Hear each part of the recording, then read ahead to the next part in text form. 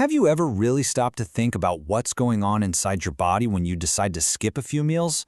We're about to take an internal journey, a deep dive into what exactly happens to your organs during a 36-hour fast. Okay, let's get into it. So here's the big question, right? What happens when that constant supply of food just stops for a day and a half? Do your organs start freaking out, sending panicked messages to each other? Well, kinda. But what happens next is the truly amazing part. See, this isn't a story about your body falling apart. It's actually the complete opposite. It's a story about a highly advanced system reboot, a deep biological upgrade that's literally hardwired into us. Let's watch how it all unfolds, right from the moment you finish your last bite. So, for the first few hours, everything is totally normal. Your body is what we call the fed state. It's basically on autopilot, just cruising along, fueled by the meal you just enjoyed. Just picture it. Glucose from your food is coursing through your system. It's fast, it's abundant, and it's getting everybody the energy they need. Your body is happy, fueled up, and just coasting. But to really understand what's coming, we've got to meet the team that's running this whole operation. Okay, so let's meet our key players. You've got the brain, the brilliant, maybe a little bossy CEO in the control room. The liver is our cool-headed fuel manager. The stomach, a total drama queen. Then there's the pancreas, our polite little insulin mailman, and finally, the fat cells. They're just sitting on this mountain of hoarded energy, trying to look innocent. Right now, everyone's working together perfectly, but that harmony, it's about to be disrupted. All right, a few hours have passed, and the first little shift starts to happen. That energy from your last meal, it's starting to run low, and that internal fuel gauge is dipping. This is where our story really gets good. As your blood sugar starts to fall, the pancreas, our insulin mailman, gets the signal to take a break. He's off duty. And with insulin gone, that easy flow of glucose into your cells, it slows way down. Your organs start looking around like, okay, who's going to pay the energy bill now? And this is where our amazing fuel manager, the liver, just rolls up its sleeves. It taps into its own little emergency stash of sugar, it's called glycogen, and starts releasing it into the bloodstream. This keeps everything running, especially for that super demanding brain. Meanwhile, the stomach, our drama queen, is not having it. It starts sending out the hunger hormone ghrelin, basically poking your brain and screaming, "Hey, aren't we going to eat something?" But here's the thing, this isn't a real emergency. It's just your body noticing the 24/7 buffet has finally closed. Okay, on to the next phase, and this is the big one. It's the major turning point. The liver's emergency stash is almost empty, and the body has to make a huge decision. It's time to fire up the long-range backup generators.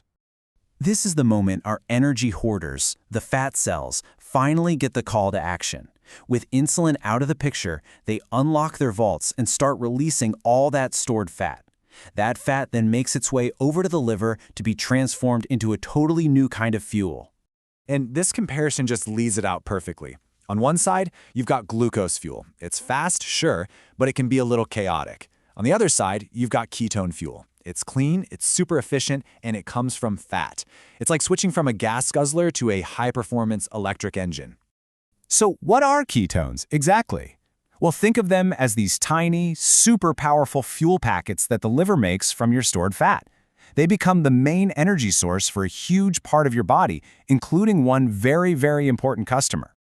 So the brain's reaction here is just incredible. The brain is usually a total sugar junkie, right?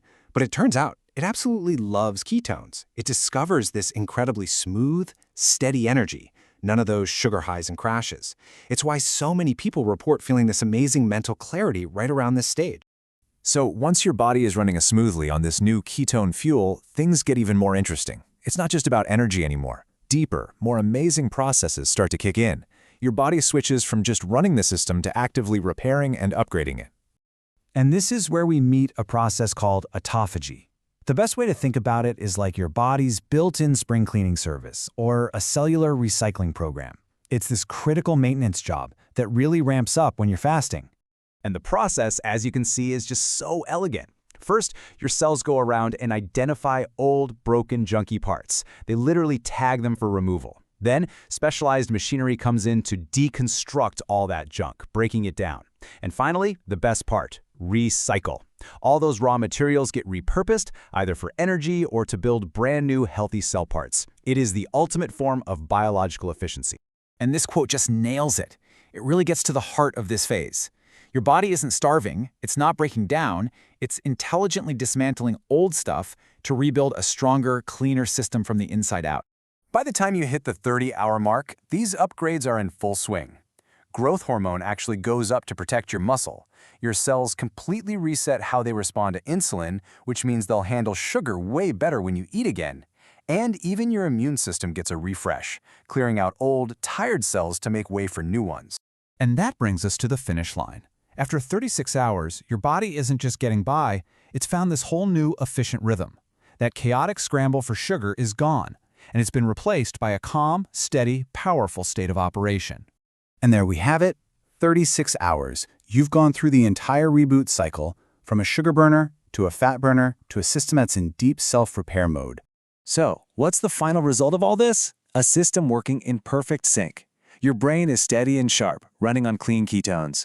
Your heart is running smoothly, efficiently. Your gut has had a much-needed break to rest and repair. And your metabolism has had a fundamental reset. And that, right there, is the key.